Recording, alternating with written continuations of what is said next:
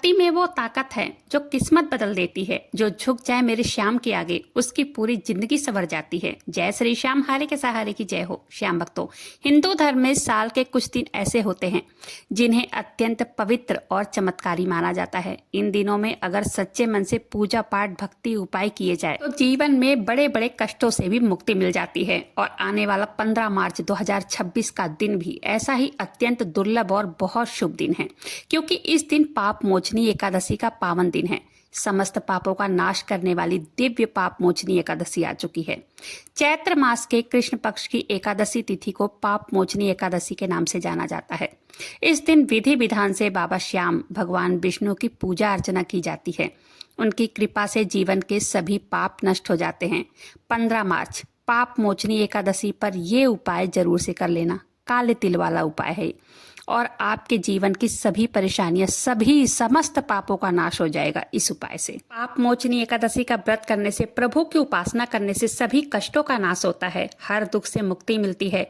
जाने अनजाने कई गलतियां होती होंगी हमसे, उनसे भी छुटकारा मिल जाता है। साथ ही साथ अगर इस दिन आप ये उपाय कर लेते हैं, निश्चित तौर पर 101% आपके जीवन की सभी परेशानियां दूर हो जाएंगी। आज की वीडियो में मैं ऐसे 2 महा उपाय शेयर करूंगी जिसे करने से न कि आपके भाग्य प्रबल होंगे बल्कि धन के प्राप्ति के नए नए अवसर प्राप्त होंगे। 15 मार्च पाप मोचनी एकादशी बहुत ही महत्वपूर्ण एकादशी, बहुत ही महत्वपूर्ण पावन दिन। ऐसे प्रचंड उपाय है जो मैं बताने वाली हूँ जिसे करने से धन, वैभव, सुख, समृद्धि सब कुछ मिलती है। साथ ही साथ सभी पापों से मुक्ति मिलती है। खास दिन अपने हाथों से जाने मत दीजिएगा। ये उपाय करके एक बार देख लीजिएगा जरूर, जीवन बदल न जाए तब कहना। अगर घर में बहुत ज्यादा परेशानी है पैसों को लेकर, धन घर में टिकता ही नहीं है, एक एक पैसों को लेकर परेशानियां हैं, तो आप चैत्र का महीना चल रहा है, पाप मोचनी एकादशी का पावन दिन आ चुका है। बस आपको बहुत छोटे छोटे से ये 2 उपाय करने हैं इस दिन। आपके घर में धन संपदा से हमेशा परिपक्व रहेंगे आप, ठीक है। आप इस दिन ये उपाय को करके देखिएगा। ये उपाय पाप मोचनी एकादशी के दिन किया ही जाता है। क्या पता काफी लोगों को इसके बारे में पता भी होगा। अगर नहीं पता होगा तो इस वीडियो को पूरा देख लीजिएगा, सारी चीजें डिटेल में समझाऊंगी।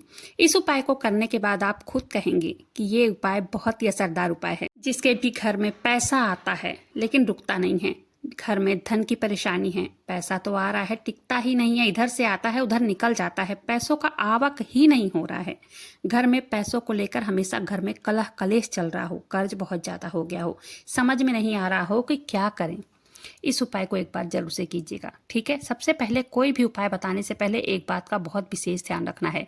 एकादशी के दिन तुलसी माता के वृक्ष में के अंदर या नीचे बाहर कहीं भी जल समर्पित नहीं किया जाता है। इसका विशेष रूप से ध्यान रखना है, क्योंकि पता है तुलसी माता जो होती हैं वो निर्जला व्रत रखती हैं। अगर हम तुलसी माता के पेड़ के नीचे या अंदर जल समर्पित करते हैं, उनका व्रत टूट जाता है और हमें पाप लगता है, दोष लगता है। तब हम कोई भी पूजा पाठ करें या उपाय करें, कोई फलदायी नहीं होता है। पहले तो पापी चढ़ जाएगा, क्या फल मिलेगा। इस बात का बहुत ध्यान दीजिएगा। अब बात कर लेते हैं उपाय के बारे में कि उपाय कौन से हैं जो हमें करने हैं, कैसे करना है।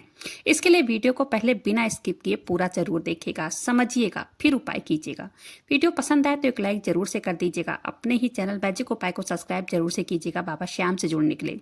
एक जयकारा कमेंट बॉक्स में जरूर से लगा दीजिएगा। श्याम भक्तों, एकादशी के दिन जब भी हमें स्नान करना है तो उसमें 1 चुटकी हल्दी डालकर ही स्नान करना चाहिए। इससे पता है क्या होता है, हमारे भाग्य प्रबल होते हैं, ग्रह प्रबल होते हैं।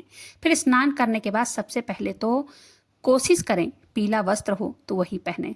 बाबा श्याम श्री हरि विष्णु की विधि विधान के साथ पूजा करनी चाहिए। आपको फिर 1 लोटा जल लेना है, तांबे का लोटा चाहिए। उसके बाद उसमें 1 चुटकी हल्दी डाल देना है, साथ में लेना है थोड़ा सा काले तिल के दाने। ध्यान से समझिएगा इस उपाय को। अब क्या करेंगे, आज के दिन भगवान विष्णु और माता लक्ष्मी को आज के दिन हल्दी से तिलक करना जरूर से जरूर है और गुड़ का भोग लगाना चाहिए तुलसी पत्र डालकर, क्योंकि बिना तुलसी पत्र के भोग स्वीकार नहीं होता है।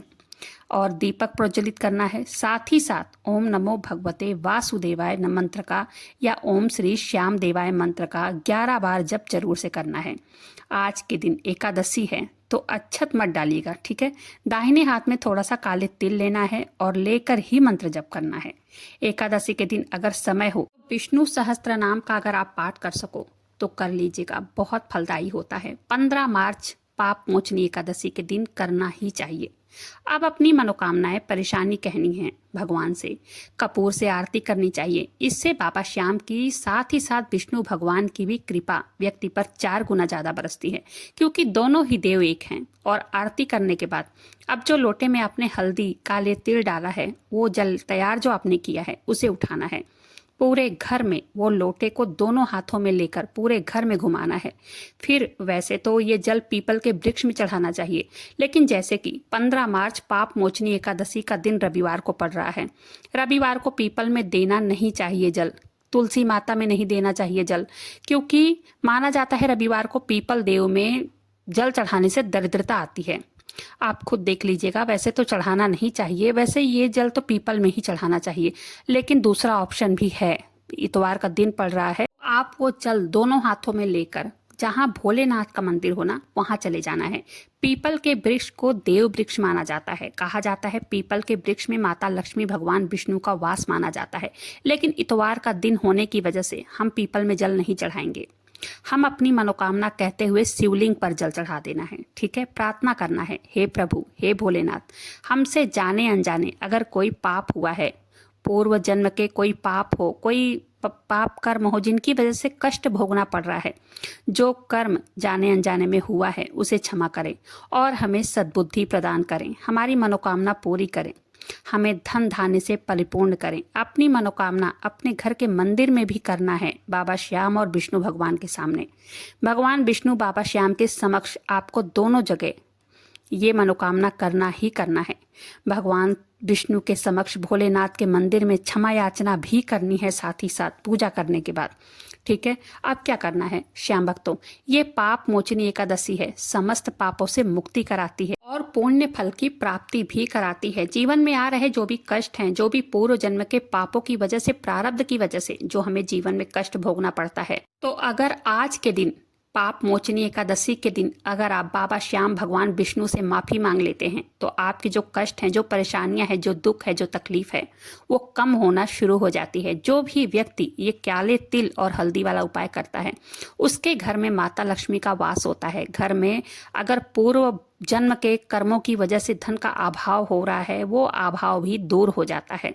जो भी व्यक्ति इस उपाय को कर लेता है, पाप मोचनी एकादशी पर समस्त पापों से उसको मुक्ति मिल जाती है। समस्त पापों को नाश करने वाली एकादशी का व्रत सबसे बड़ा व्रत माना जाता है। वैसे हर एकादशी अपने आप में बहुत अद्भुत मानी जाती है। शास्त्रों में एकादशी व्रत से उत्तम कोई व्रत माना ही नहीं जाता है। रविवार के दिन ये एकादशी पड़ रही है, जो कि इस एकादशी को और भी ज्यादा खास बना देती है। तो एकादशी का व्रत हर किसी को करना चाहिए। चलिए चलते हैं अगले उपाय की तरफ। श्याम भक्तों, आपको एकादशी के दिन शाम को तुलसी माता में एक देसी घी का दीपक जरूर से जलाना चाहिए। देसी घी नहीं है कोई बात नहीं है, तेल का इस्तेमाल कर सकते हो, लेकिन आज के दिन जलाना जरूर से चाहिए। एक चुटकी हल्दी डालकर, और अगर जगह हो तो तुलसी को बिना छुए हुए ओम नमो भगवते वासुदेवाय मंत्र का जप करते हुए परिक्रमा जरूर करना है। अगर जगह नहीं है तो कोई बात नहीं है, किसी दीवार के पास अगर रखी हो माता तुलसी का गमला, कोई बात नहीं है, दूर से ही खड़े होकर गोल गोल घूमकर परिक्रमा कर लेना है आज के दिन। साथ ही साथ शाम के टाइम में बाबा श्याम को एक इत्र चढ़ाना है। इत्र चढ़ाकर और एक लोटे में थोड़ा सा जल लेकर उसमें थोड़ा सा इत्र डालकर पूरे घर में छिड़काव करना है, ठीक है।